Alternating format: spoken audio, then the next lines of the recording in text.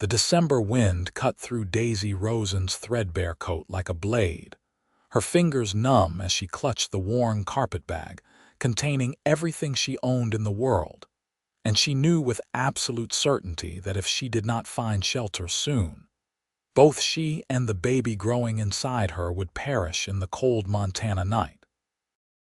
Ogden would have been warmer, she thought bitterly, but the stagecoach had broken an axle 2 towns back, and the driver had turned everyone out without refunding a cent. That was 3 days ago, and she had walked most of the way to Helena, surviving on nothing but creek water and the kindness of one farmer's wife who had spared half a loaf of bread. The woman's husband had eyed Daisy's swollen belly with suspicion and contempt, muttering something about loose women, and they had sent her on her way before sunset. Now, as the gas lamps flickered to life along the main street of Helena, Montana, Daisy pressed one hand to her lower back and fought against the exhaustion that threatened to buckle her knees. It was 1883, and winter had come early this year. She could see her breath clouding the air before her face, and her feet had gone past hurting into a dangerous numbness she knew meant trouble. The stores were closing up for the night.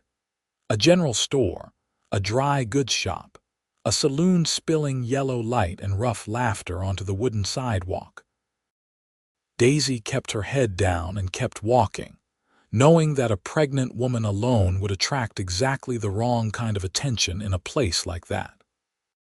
Her husband, or rather the man who had promised to be her husband, had taught her that much before he disappeared with their rent money and the gold watch that had belonged to her father. That had been in Denver 2 months ago. She had been 4 months along then, still able to hide the pregnancy under her clothes. Now, at 6 months, there was no hiding it, and landladies took one look at her bare ring finger and turned her away. She had sold everything of value she owned just to eat, just to buy passage north where her cousin supposedly lived, except when she had finally made it to the address. She found a burned-out building and neighbors who said the family had moved on more than a year ago. No forwarding address. No hope. Daisy stumbled, catching herself against a post. The world swam before her eyes, dark spots dancing at the edges of her vision. When had she last eaten? Yesterday morning, the day before. Miss, are you all right? The voice seemed to come from very far away. Daisy blinked hard, trying to focus on the figure approaching her. A man, tall and broad-shouldered, wearing a cattleman's hat and a heavy sheepskin coat. She could not make out his features in the dim light, but his voice sounded genuinely concerned.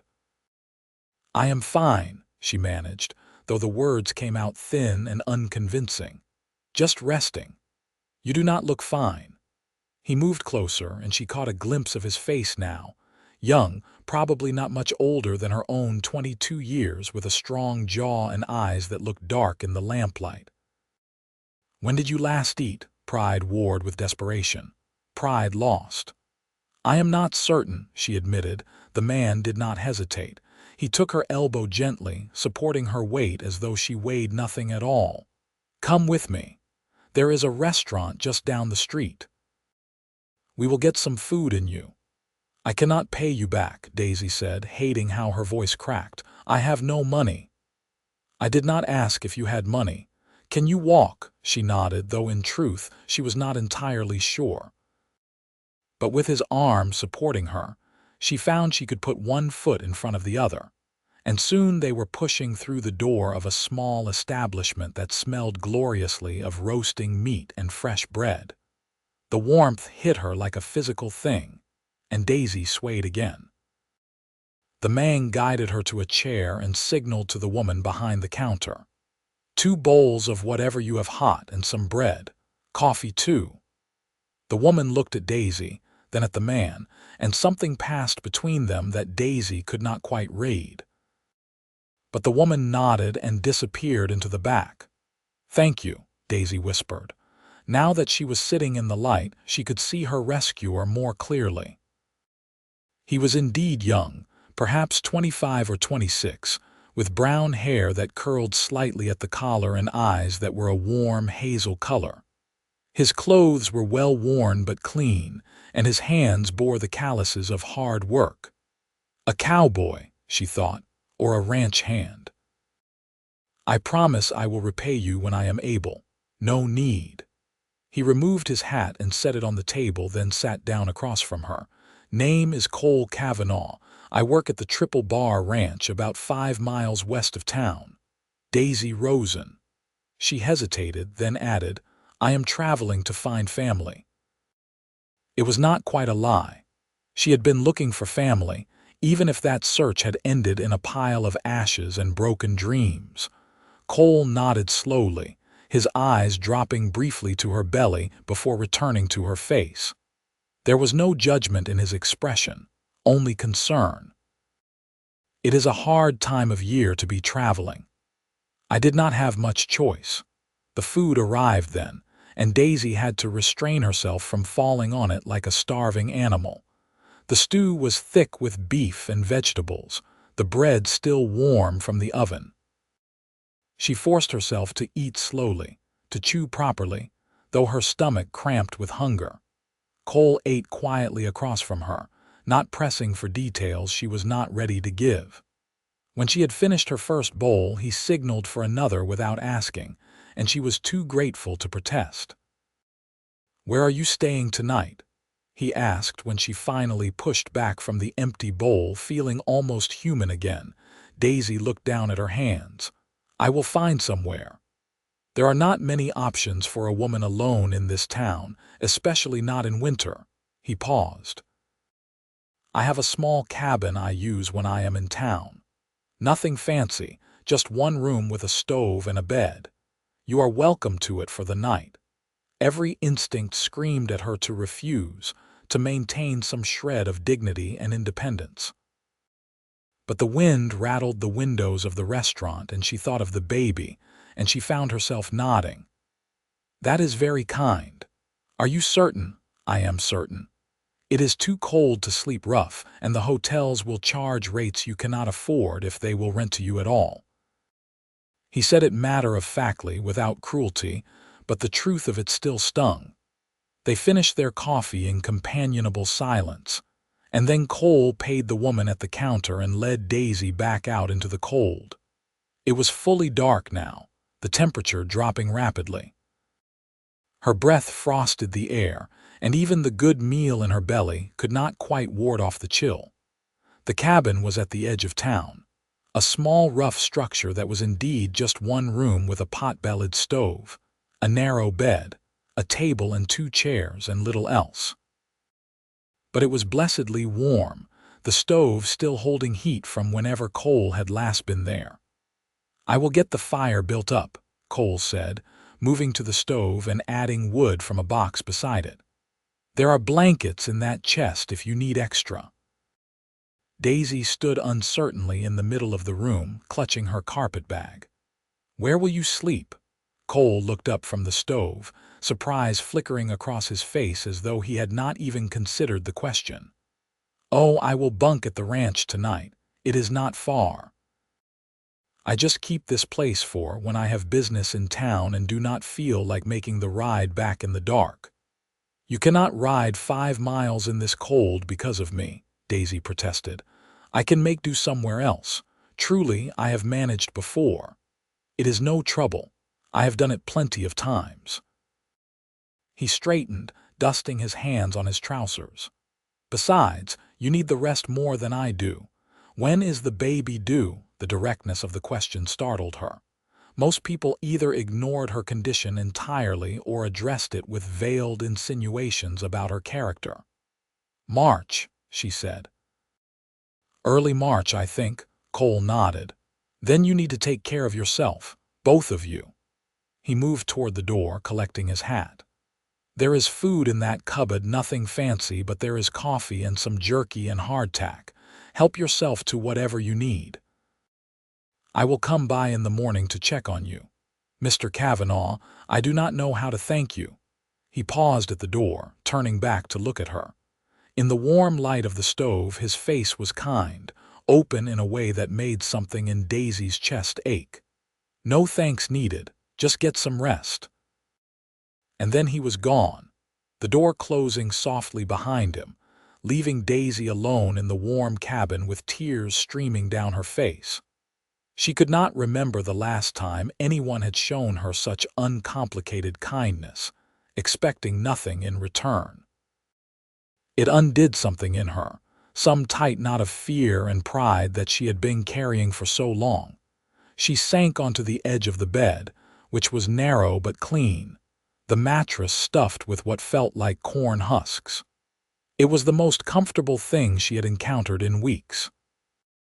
Through the small window, she could see snow beginning to fall, fat flakes drifting down through the glow of a distant street lamp. Daisy placed both hands on her belly, feeling the firm swell of it beneath her dress. The baby moved, a small flutter that was becoming more frequent as the pregnancy advanced. "We are safe tonight," she whispered. "At least for tonight." She allowed herself to lie back on the bed just for a moment, just to feel the relief of being horizontal, of being warm and fed. Within minutes, exhaustion claimed her, and she fell into the deepest sleep she had known in months. When Daisy woke, pale winter sunlight was streaming through the window, and the smell of coffee filled the cabin. She sat up with a start, disoriented and alarmed to find Cole Kavanaugh standing at the stove, tending a pot. "I am sorry," he said immediately, seeing her expression. "I did not mean to startle you. I knocked, but you did not answer, and I wanted to make sure you were all right." Daisy pushed her hair back from her face, acutely aware of how disheveled she must look. "What time is it?" "Nearly 9. I figured you needed the rest." He poured coffee into a tin cup and brought it to her. "How are you feeling?" "Better." It was true. Her body still ached from weeks of hard travel and poor sleeping conditions, but the gnawing desperation had eased. "Did you truly ride out to the ranch last night?" Cole shrugged. "I told you I would. It was not bad. The snow held off until about midnight." Daisy accepted the coffee gratefully, wrapping her cold hands around the warm cup. "You should have stayed here. I could have made do. In this weather, while you are carrying." He shook his head. "My mother would rise from her grave to tan my hide if I did something like that." "Your mother sounds like she was a good woman." "She was. Died when I was 16, but she taught me how to treat people right before she went." Cole moved back to the stove and began dishing up something from a pan. "I brought some eggs and bacon from the ranch. Figured you could use a proper breakfast." The smell made Daisy's stomach growl audibly, and Cole smiled. "I will take that as a yes." As they ate, Daisy found herself studying him more openly. In the daylight, she could see that he was handsome in a rough, honest way, with laugh lines at the corners of his eyes and a scar through one eyebrow that suggested a hard-lived life.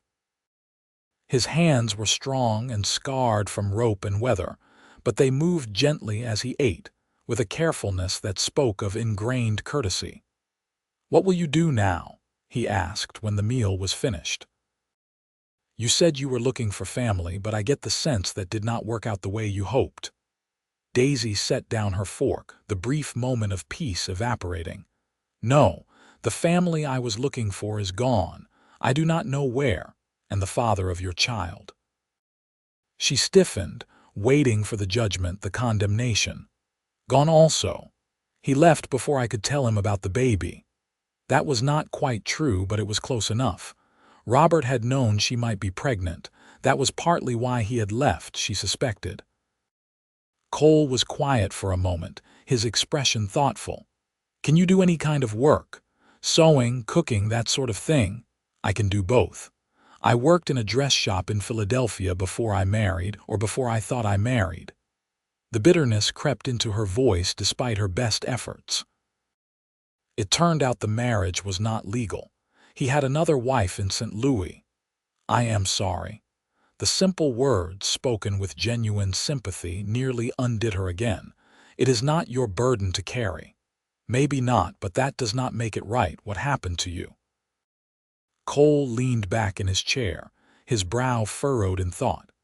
"The Triple Bar is a big operation. The owner, Mr. Thornton, he has a wife who is always complaining about needing help around the house. They have 4 young children, and Mrs. Thornton is not in the best of health. If I spoke to them, they might be willing to take you on for room and board and a small wage."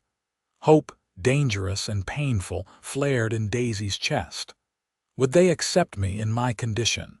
Mrs. Thornton is a religious woman, but she is also practical. If I explain that you are a widow fallen on hard times, I think she would give you a chance." He met her eyes steadily. "Unless you would rather I tell her the truth. Either way, I will vouch for your character." "You do not know my character. I know you were too proud to beg even when you were starving. I know you worry more about being a burden than about your own comfort. That tells me enough." He stood, collecting the empty plates. "If you are willing, I can take you out to the ranch today. Introduce you to the Thorntons and see if we can work something out." Daisy's throat was too tight to speak for a moment. She nodded, not trusting her voice. "Good. I need to make a few stops in town first, pick up supplies. You rest here, keep warm, and I will come back for you around noon." He paused at the door, turning back. "And Daisy, it is going to be all right. I know it does not feel that way now, but it will be." After he left, Daisy sat in the quiet cabin and let herself cry properly for the first time in months. Not the bitter, frightened tears of the night before, but something deeper, a release of the terrible tension she had been carrying. Cole Kavanaugh had no reason to help her, no obligation to care whether she lived or died. Yet he had fed her, sheltered her, and was now trying to secure her future. She did not understand it, but she was grateful for it in a way that went beyond words. True to his word, Cole returned just before noon, driving a wagon loaded with supplies. He helped Daisy up onto the seat beside him, and they set off westward out of Helena. The snow from the night before had left a thin, white blanket over everything, but the main road was still passable. "The Triple Bar is one of the bigger ranches in this part of Montana," Cole explained as they drove. "Mr. Thornton runs about 2,000 head of cattle, plus horses. He employs about 20 men year-round, more during roundup and branding season. And you work with the cattle, mostly. I am good with horses too, so I help break the new ones when needed." He glanced at her. "It is hard work, but honest. Mr. Thornton treats his people fair, and Mrs. Thornton, well, she can be particular, but her heart is in the right place." The ranch, when it came into view, was larger than Daisy had imagined. The main house was a sprawling 2-story structure with a wide porch, built of logs and painted white. Around it clustered a barn, several outbuildings, corrals, and a long, low building that Cole identified as the bunkhouse where the ranch hands slept. "That is my usual lodging," he said, pointing to the bunkhouse. "Though I have been saving to build my own place, I have a piece of land staked out about a mile from here, just waiting until I have enough put by to start construction." He drove the wagon up to the main house and helped Daisy down. Her legs were shaky from the ride, and she was acutely conscious of her shabby appearance, her worn dress and scuffed shoes. Cole seemed to sense her nervousness. "Just be yourself," he said quietly. "Tell the truth and let me do the talking at first." The door opened before they reached it, and a woman appeared on the porch. She was perhaps 40, with dark hair streaked with gray and a thin, careworn face. Her eyes went immediately to Daisy's belly, and her expression tightened. "Mrs. Thornton," Cole said, removing his hat. "Thank you for seeing us. This is Miss Daisy Rosen. I was hoping you might have a moment to speak with us about a possible employment opportunity." Mrs. Thornton's gaze sharpened. "Miss Rosen, Not Mrs. I am a widow, Daisy said, the lie coming easier than she had expected. My husband died in a mining accident in Colorado 3 months ago. It was close enough to the truth. Robert had been working a claim when she last saw him. For all she knew, he was dead. She hoped he was, some days. Mrs. Thornton's expression softened slightly. I see. Come inside, both of you. It is too cold to be conducting business on the porch. The interior of the house was warm and beautifully furnished, with store-bought furniture and real glass in the windows. Daisy tried not to stare as Mrs. Thornton led them to a parlor and gestured for them to sit. Now then, Mrs. Thornton said, settling into a chair across from them. What kind of employment are you seeking, Miss Rosen? Anything honest, madam. I can sew, cook, clean 10 children. I worked in a dress shop for 4 years before my marriage, and I helped my mother run a boarding house when I was younger. And why did you come to Montana? I was trying to reach family in Helena, but when I arrived, I discovered they had moved on. I found myself stranded with no resources and no way to return to Colorado. Mrs. Thornton looked at Cole. And how did you come to be involved in this, Mr. Kavanaugh? I found Miss Rosen on the street last night, nearly unconscious from hunger and exhaustion. I could not in good conscience leave her there, so I gave her use of my cabin in town and fed her. This morning, I remembered you had mentioned needing help with the children and the housework, and I thought perhaps we could help each other. I see. Mrs. Thornton was quiet for a long moment, her eyes moving between them. I will be frank with you, Miss Rosen. I am not well. The doctor says my heart is weak, and I am not supposed to exert myself. My husband hired a girl from town to help, but she left last month to get married, and I have been managing on my own since then. It is too much. I have 4 children under the age of 10, and the baby is only 18 months. I need help desperately. I would work very hard, madam, Daisy said. I promise you that. I am sure you would, but there is the matter of your own baby to consider. When are you due? Early March. And after the baby comes, how will you care for an infant and work? Daisy had not let herself think that far ahead. I will manage, madam, I have to. Mrs. Thornton stood and walked to the window, looking out at the snow-covered landscape. I will offer you a trial period, she said finally. Room and board plus $10 a month until the baby comes. If you work out well, we will renegotiate terms after you have recovered from the birth. The room is small, just off the kitchen, but it is private and warm. You will take your meals with the family and have Sundays off for church or rest as you prefer. That is very generous, madam. Thank you. Do not thank me yet. I am a demanding employer and I expect things done properly. But there was a hint of warmth in Mrs. Thornton's voice now. Can you start today? Yes, madam. Good. Mr. Kavanaugh, thank you for bringing Miss Rosen to us. I trust we can count on your discretion regarding her circumstances. Cole stood, hat in hand. Of course, madam. I will just get Miss Rosen's bag from the wagon. As he left, Mrs. Thornton turned to Daisy.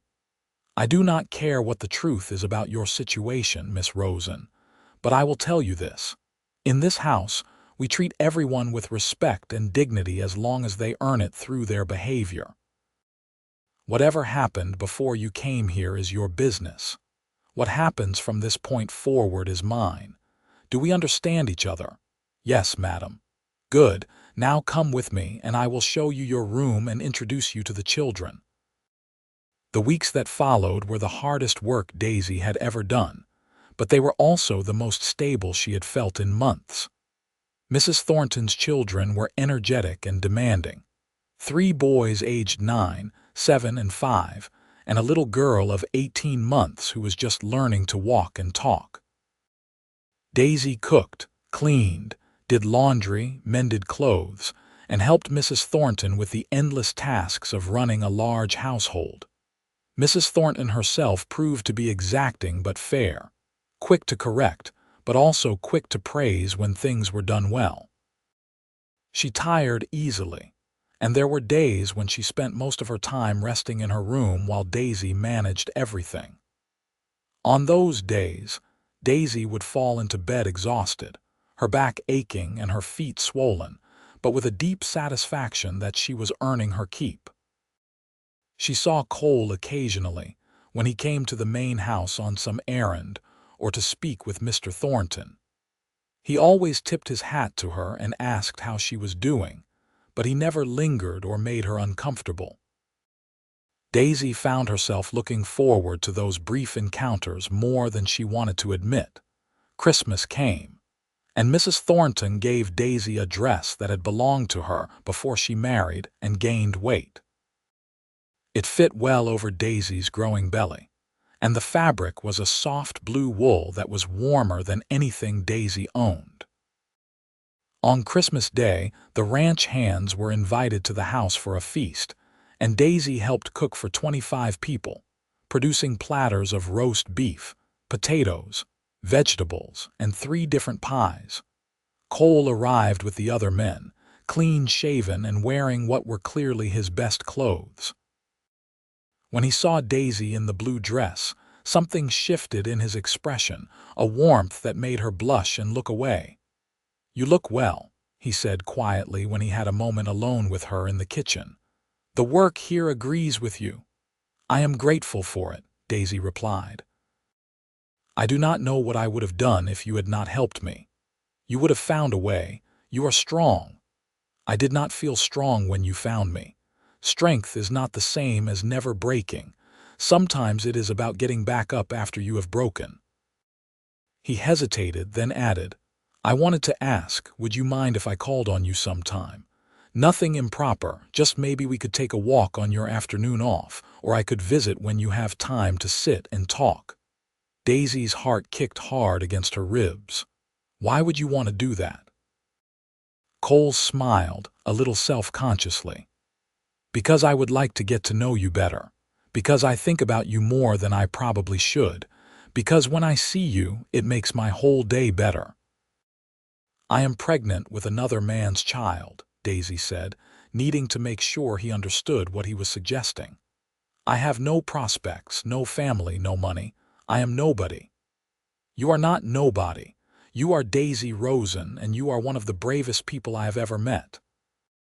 He reached out slowly, giving her time to pull away, and took her hand. His palm was warm and calloused, his grip gentle. "I am not asking for promises or commitments. I am just asking if I can spend time with you. The rest we can figure out as we go." She should say no. She should protect what little remained of her reputation and focus on surviving the birth and figuring out how to care for a baby while working full-time. But looking into Cole's honest, hopeful face, she found herself nodding. "All right. Yes." His smile was like the sun breaking through clouds. "Good. That is good." Through January and into February, Cole became a regular visitor on Sunday afternoons, which were Daisy's half-day off. They would walk together when the weather permitted, bundled against the cold, or sit by the fire in the ranch house parlor when it was too harsh outside. They talked about everything: his childhood on a small farm in Missouri, her upbringing in Philadelphia, his dreams of owning his own ranch someday, her love of reading, and her wish that she had been able to attend school longer. Cole told her about his parents, both dead now, and the sister who had married and moved to California. Daisy, more haltingly, told him the truth about Robert, about the shame and betrayal, about the terror of finding herself alone and pregnant with no way to support herself. "He was a fool," Cole said when she finished. "Any man who would walk away from you is a fool. You do not have to say that. I am not saying it to make you feel better. I am saying it because it is true." He took her hand, a gesture that had become familiar and comfortable between them. "You deserve better than what he gave you. You deserve someone who will stand by you, who will honor his commitments." I do not think I am in a position to deserve anything. That is not how it works. Your worth is not determined by what happened to you or the choices other people made. You are valuable because you exist, because you are kind and hardworking and good. Daisy felt tears prick her eyes. You barely know me. I know enough, and I would like to know more if you will let me. As February progressed and Daisy's belly grew larger, she found herself falling for Cole Kavanaugh in a way that was completely different from what she had felt for Robert. With Robert, there had been excitement, passion, the thrill of transgression. With Cole, there was steadiness, safety, a deep comfort that grew stronger every time they spoke. He was there when the baby kicked hard enough to show through her dress, his eyes wide with wonder as he gently placed his hand on her belly and felt the movement. He was there when she had a moment of panic, terrified of the birth to come, talking her through her fear with calm reassurance. He was there on the cold February morning when Mr. Thornton announced that wolves had taken down one of the calves, and the men would need to hunt them, his expression serious but confident as he checked his rifle. "Be careful," Daisy said before he rode out, surprising herself with the vehemence of her concern. Cole looked at her and something passed between them, unspoken but powerful. "I will. I promise."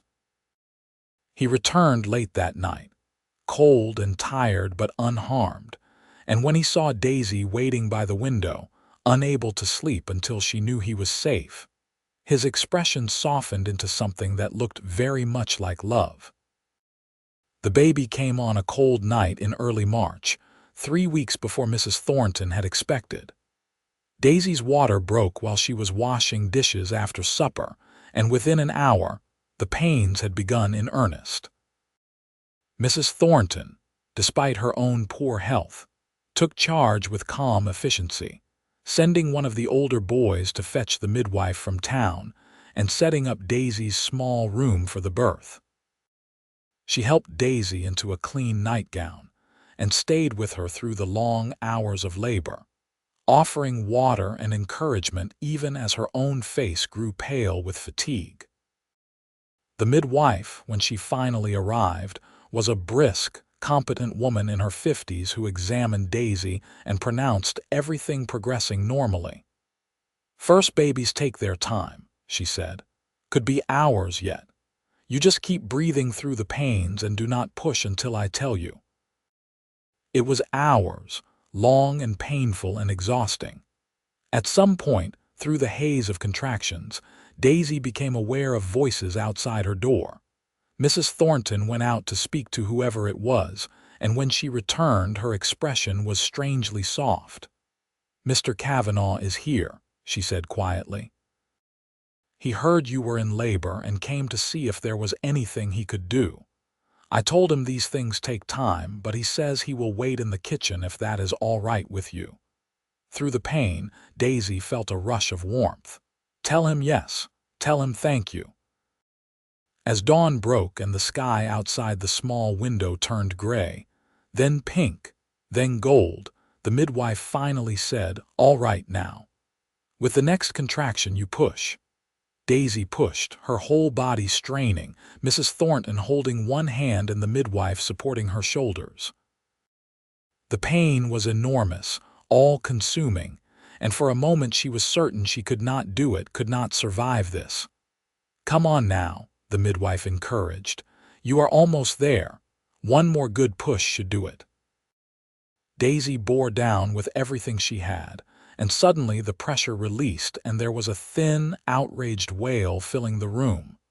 Through tears, she saw the midwife lift a tiny, squirming, perfect baby. "A boy," the midwife announced, laying the baby on Daisy's chest. "A fine, healthy boy." Daisy looked down at her son, at his red, wrinkled face and tiny flailing fists, and felt her heart crack open in a way she had not known was possible. He was beautiful. He was hers. And despite everything, despite all the fear and shame and hardship in this moment, she was grateful for him. After the midwife had tended to both of them, and Daisy was cleaned up and settled in bed with the baby wrapped in a blanket Mrs. Thornton had provided, Mrs. Thornton went to the door. "Mr. Kavanaugh is still here," she said. "Would you like to see him?" Daisy was exhausted beyond measure, her body aching and her eyes gritty with fatigue, but she nodded. Just for a moment. Cole entered quietly, his hat in his hands, his eyes going immediately to the bundle in Daisy's arms. "How are you?" he asked softly. "Tired, but we are both well." She shifted slightly so he could see the baby's face. "It is a boy." Cole moved closer, looking down at the sleeping infant with an expression of such tenderness that it made Daisy's throat tight. "He is beautiful. Have you thought of a name?" "I thought perhaps Thomas, after my father." "Thomas Henry Rosen." "Thomas Henry Rosen," Cole repeated softly. "That is a good name." He looked up at Daisy and there were tears in his eyes. "I am so proud of you. You are the strongest person I know, Cole." She did not know what she wanted to say, only that her feelings were too large for words. He seemed to understand. "Rest now. You need your strength. I will come back tomorrow if that is all right." It is more than all right. True to his word, Cole returned the next day and the day after that. When Daisy was strong enough to sit up for longer periods, he would visit in the evenings, sitting beside her bed and talking softly while she nursed the baby. He seemed utterly fascinated by Thomas, marveling at his tiny fingers and the way he would grip anything that touched his palm. "May I hold him?" Cole asked one evening when Thomas was 2 weeks old. Daisy transferred the sleeping baby into his arms, showing him how to support the head. Cole held Thomas with extreme care, his large, work-roughened hands gentle as he cradled the infant against his chest. "Hello there, little man," he murmured. "You have a good mother, you know that. The very best." Watching him, Daisy felt something shift and settle in her heart, a decision crystallizing that had been forming for weeks. She loved Cole Kavanaugh. Loved him in a way that was deep and true and utterly different from the infatuation she had mistaken for love with Robert. Cole was good and kind and steady, and he made her feel safe in a way she had never experienced before. But loving him and allowing him to love her were two different things. He deserved better than a woman with a questionable past and another man's child. He should find someone pure and unsullied, someone who could give him children of his own without the complication of Thomas. Cole looked up from the baby and caught her expression. "What is it?" "What are you thinking about? You should not be here so much," Daisy said quietly. "People will talk. Let them talk." "Cole, I am serious. You have been so good to me, but I cannot let you tie yourself to my situation. You deserve better." He was quiet for a moment, looking down at Thomas, then back at her. "Can I tell you what I think I deserve?" "What?" "I think I deserve a chance to build a life with a woman I love. I think I deserve to come home every night to a house filled with laughter and warmth. I think I deserve to raise children, whether they are mine by blood or by choice, and teach them to be good people." He paused. "And I think if I am very lucky, I might deserve you." Daisy's breath caught. "You love me." "I have loved you since that first night when you were so proud and so stubborn and so scared, and you still had the courage to accept help. I have loved you through every conversation, every smile, every moment I have spent with you." He shifted Thomas carefully in his arms. "And I love this little boy too because he is part of you.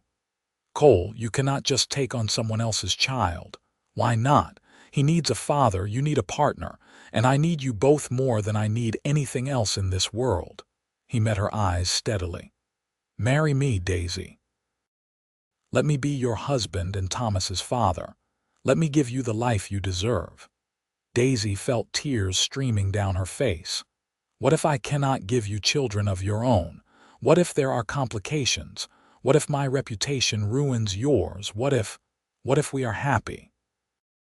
Cole interrupted gently. What if we build a good life together?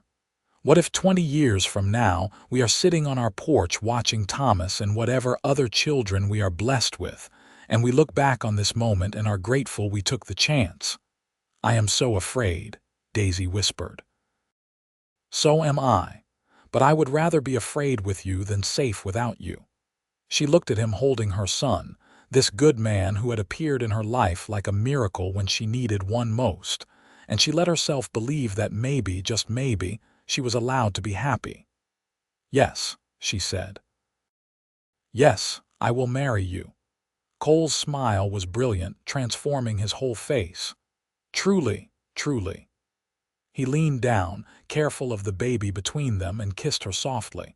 It was Daisy's first kiss in months, and it was nothing like the passionate, demanding kisses Robert had given her. This was tender and sweet and full of promise, a beginning rather than an ending. When they told Mrs. Thornton, she surprised them both by tearing up. I had hoped this would happen, she admitted. You are good for each other. When is the wedding? As soon as it can be arranged, Cole said, his hand finding Daisy's and holding tight. I have waited long enough. They were married 3 weeks later in the small church in Helena, with Mr. and Mrs. Thornton serving as witnesses and Thomas sleeping peacefully in Daisy's arms throughout the ceremony. Cole had used most of his savings to buy a simple gold band for Daisy's finger and to pay the preacher, but he said he did not regret a penny of it. You are worth everything I have and more, he told her as they stood together after the ceremony, husband and wife at last. Mrs. Thornton had given Daisy a week off for a honeymoon, though they had nowhere to go and little money to spend. Instead, Cole took Daisy and Thomas to his cabin in town, the same cabin where Daisy had spent that first desperate night, and they lived there as a family for 7 precious days. It was a time of adjustment and discovery, learning how to be married, how to share space and lives and intimacy. Cole was patient with Daisy's nervousness, understanding that her previous experiences had not been good. He courted her slowly even though they were already wed, bringing her wildflowers he found blooming early in sheltered spots, making her laugh with stories from the ranch, holding Thomas so she could sleep. When they finally came together as husband and wife, it was nothing like what Daisy had known before. Cole was gentle and attentive, concerned with her comfort and pleasure in a way Robert never had been. Afterward, lying in his arms with Thomas asleep in a basket beside the bed, Daisy felt tears sliding down her face. Did I hurt you? Cole asked immediately, alarmed. No, no, you were perfect. I am crying because I am happy. She turned in his embrace to look at him. I did not know it could be like this. I did not know marriage could be like this. He kissed her forehead. I will spend the rest of my life making sure you know what you deserve. After the week was over, they returned to the ranch.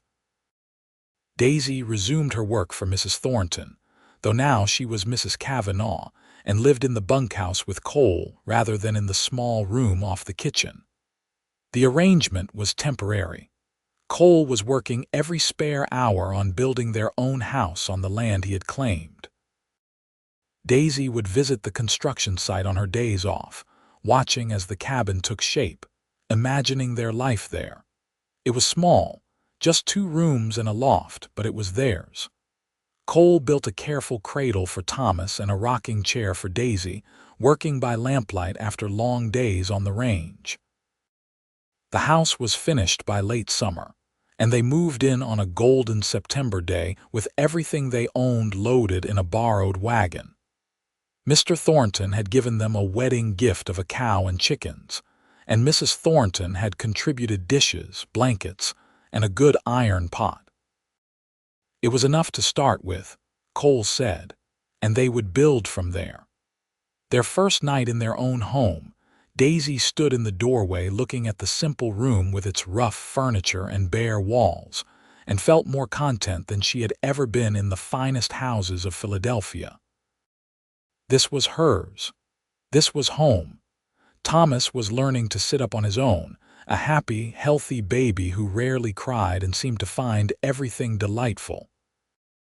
Cole adored him, coming home from long days of work and immediately scooping the baby up, talking to him about the cattle and horses as though Thomas understood every word. "He is going to be a rancher, I can tell," Cole said one evening, holding Thomas in his lap while Daisy prepared supper. "Look at how he grabs at things. Strong hands. He will be good with a rope." "He is 6 months old, Cole. I think it is a bit early to determine his career." Never too early to start thinking about these things. But Cole was grinning and Daisy knew he was mostly teasing. As autumn deepened into winter, they settled into the rhythms of ranch life. Cole worked for Mr. Thornton during the day, and in his spare time, he began building a small herd of his own with calves Mr. Thornton sold him at a fair price. It was the beginning of their future, Cole said, the foundation of the ranch they would leave to their children. In the spring, Daisy discovered she was pregnant again. This time, there was no fear or shame, only joy. Cole was ecstatic, though he worried about her constantly. "I am fine," Daisy assured him. "Women have babies all the time. Not my wife, not carrying my child. Your wife carried a child before and survived just fine. That was different. I was not there to worry about you." But he was there now, attentive and concerned, making sure she did not work too hard, insisting she rest in the afternoons.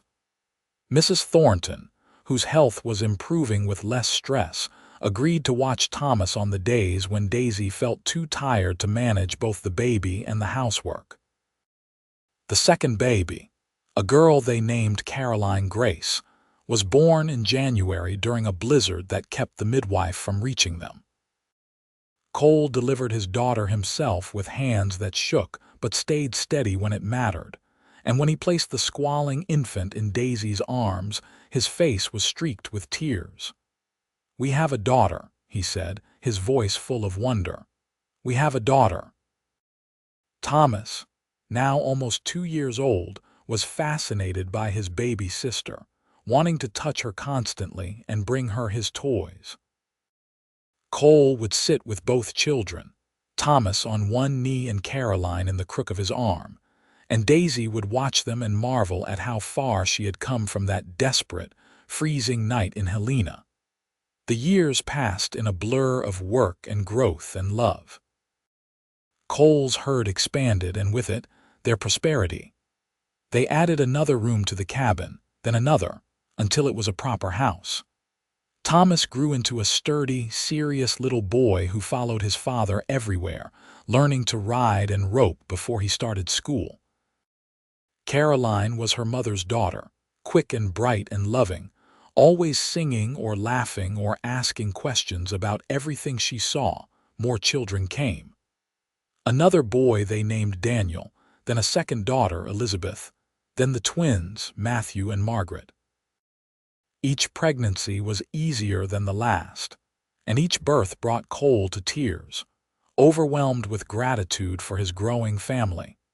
Mr. Thornton, recognizing Cole's skill and dedication, made him foreman of the Triple Bar, a position that came with a significant increase in wages. With the extra money, Cole was able to buy more land, more cattle, hire a few hands of his own. The small ranch became a mid-sized operation, successful enough that Cole could dream of passing it on to his children. Mrs. Thornton's health continued to decline despite the lessened stress, and when she passed away peacefully in her sleep when Daisy's youngest, Margaret, was 3 years old, Daisy mourned her like a mother. Mrs. Thornton had given her a chance when no one else would, had trusted her with her home and children, had blessed her marriage to Cole. "She was a good woman," Cole said, holding Daisy while she cried. "She is the reason we found each other. I will never forget that." Mr. Thornton, lost without his wife, sold the Triple Bar 2 years later and moved to live with his daughter in California. The new owner kept Cole on as foreman, but was not as fair or as kind as Mr. Thornton had been. After a year of increasing frustration, Cole made the difficult decision to leave and focus entirely on his own ranch. It was a risk, giving up the steady wages to rely entirely on their own operation, but Daisy trusted Cole's judgment. They had savings, they had a good herd, and they had each other. It would be enough, and it was. The ranch prospered under Cole's full attention. Thomas, now 15, worked alongside his father like a man grown, taking on more responsibility each year. Daniel, 13, was nearly as skilled. The girls helped their mother with the garden, the chickens, and the endless cooking and preserving that kept a large family fed through the Montana winters. On their 10th wedding anniversary, Cole surprised Daisy with a trip to Helena, just the two of them, leaving the children in Thomas's capable care for 2 days. They stayed in a hotel, a real hotel with carpets and wallpaper and a dining room that served food on china plates. After dinner, they walked through the streets of Helena, and Cole led her to a familiar spot, the place where he had first found her, collapsed against a post, starving and desperate. "You remember?" he asked. "I remember everything about that night. I thought I was going to die. I had given up." Cole turned to face her, taking both her hands in his. "I remember thinking I had never seen anyone so beautiful or so sad. I remember wanting to help you and not knowing if you would let me. I remember being terrified that you would disappear before I could figure out how to make you stay. You saved my life, Cole. You and Mrs. Thornton. You gave me everything." "No," he shook his head. "You gave me everything. You gave me purpose and family and love. You made me into the man I always wanted to be." He kissed her, there on the street where they had met, and Daisy felt the same flutter in her heart that she had felt the first time he smiled at her. They returned home to find Thomas had managed the ranch perfectly in their absence, and the younger children had only broken one plate and started one small, contained fire. Cole declared it a rousing success and took them all to town for ice cream to celebrate. More years passed.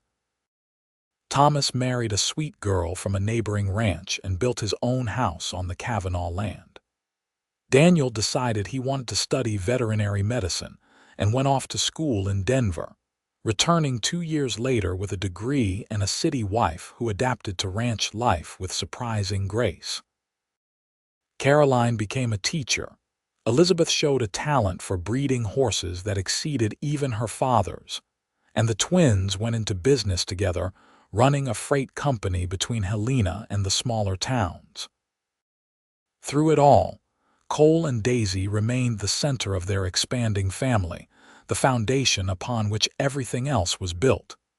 They grew older together, Cole's brown hair going gray at the temples, Daisy's figure softening with age and childbearing. But when Cole looked at her, Daisy could still see that same wonder and love that had been in his eyes when he proposed to her while holding baby Thomas. On a summer evening when they were both in their late 50s, they sat together on the porch of their house, watching the sun set over the mountains. The ranch spread out before them, green and prosperous, dotted with cattle bearing the Kavanaugh brand. In the distance, they could see lights coming on in Thomas's house, where he and his wife were raising their own 3 children. Closer, they could hear Elizabeth singing as she checked the horses for the night. "Do you ever think about what would have happened if I had walked down a different street that night?" Cole asked, his arm around Daisy's shoulders. "All the time. I think about how close I came to giving up, to just lying down in the snow and letting it take me. I am glad you did not." "So am I." She leaned into his warmth, still fitting against him as perfectly as she had when they were young. "I am glad you found me. I am glad you were stubborn enough to help even when I tried to refuse. I am glad for all of it, even the hard parts, because they led us here." Cole kissed the top of her head. I would do it all again in a heartbeat. Even the winter when the cattle prices dropped and we thought we might lose everything.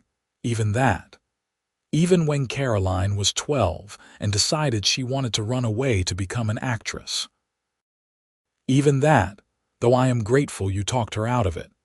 Even when the twins put that snake in Reverend Paulson's hat, Cole laughed, the sound rich and full.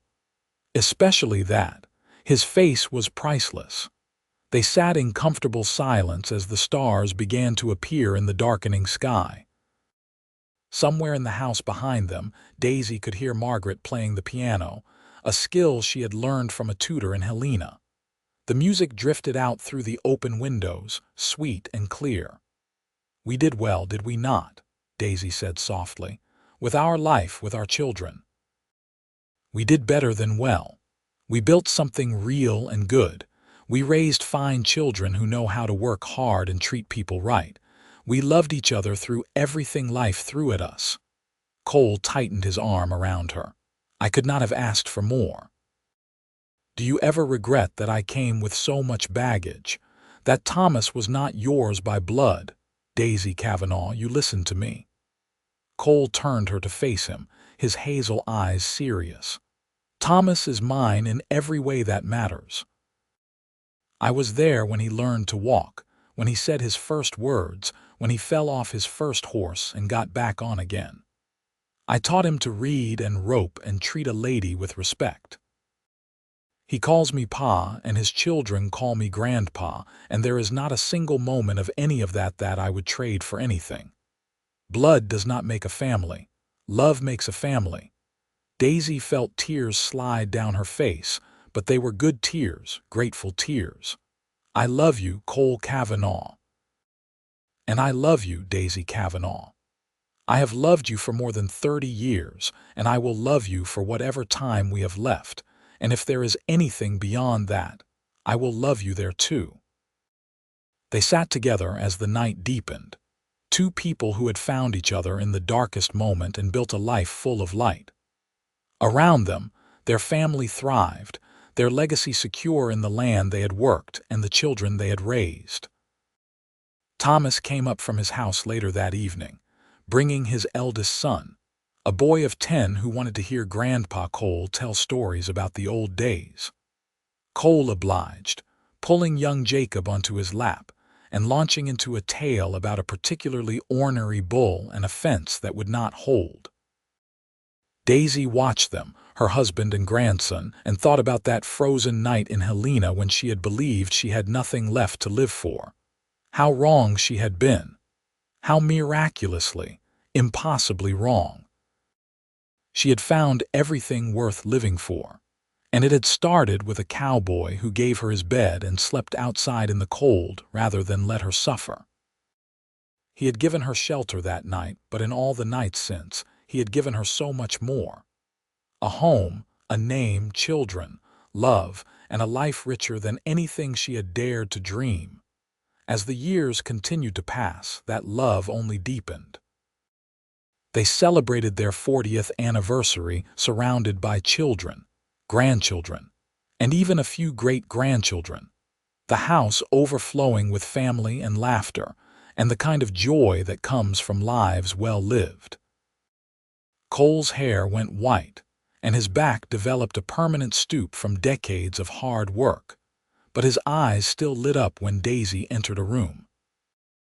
Daisy's hands grew stiff with arthritis, making the sewing she had once excelled at difficult, but Cole would rub them gently in the evenings, easing the ache, never complaining about the task.